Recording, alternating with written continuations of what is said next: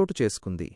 అభివృద్ధి పనుల బిల్లులు రాక అప్పుల ఊబిలో కూరుకుపోయిన మాజీ సర్పంచ్ ఒకరు బలవన్మరణానికి పాల్పడ్డారు.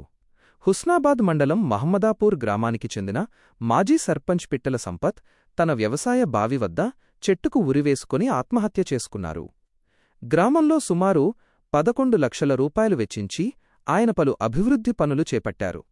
అయితే ఆ పనులకు సంబంధించిన బిల్లులు విడుదల చెయ్యాలని అధికారుల చుట్టూ ఎన్నిసార్లు తిరిగినా ఫలితం లేకపోయింది. మరోవైపు చేసిన అప్పులకు వడ్డీలు పెరిగిపోతుండటంతో మనస్తాపానికి గురైన సంపత్ ఈ కఠిన నిర్ణయం తీసుకున్నారు. బిల్లులు విడుదల చేస్తామంటూ ప్రభుత్వం హామీ ఇచ్చినా పట్టించుకోవడం లేదు అంటూ రాష్ట్రవ్యాప్తంగా మాజీ సర్పంచులు తీవ్ర ఆవేదన వ్యక్తం చేస్తున్నారు. ఆస్తులు అమ్ముకుని అప్పుల పాలై ఆత్మహత్యలకు పాల్పడుతున్న సర్పంచుల గోడు పట్టించుకునే నాథుడే కరువయ్యారని స్థానికులు వాపోతున్నారు.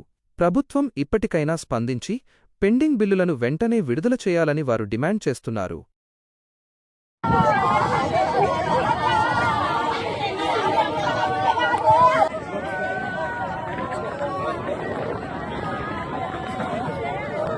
ఇప్పుడు రాష్ట్రం నుంచి బిల్లులు గ్రామ పంచాయతీకి వచ్చిన వల్ల గ్రామ పంచాయతీ నుంచి మా డాడీకి బిల్లులు ఇవ్వడం లేదు.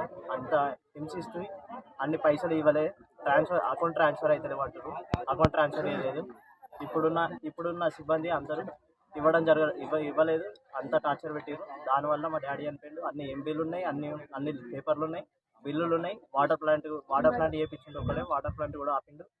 అందరూ గ్రామ పంచాయతీ సిబ్బంది అందరూ ఆపిరు. దానికి నాకు ఇప్పుడు ఏదన్నా మేలు జరగాలి, నాకు హెల్ప్ చేయండి అని కోరుకుంటున్నాను. ఎవరు వాళ్ళు ఆపింది? ఉప సర్పంచ్ ఇట్లా ఆపింది. అది వార్డు మెంబర్లు కూడా ఆపింది.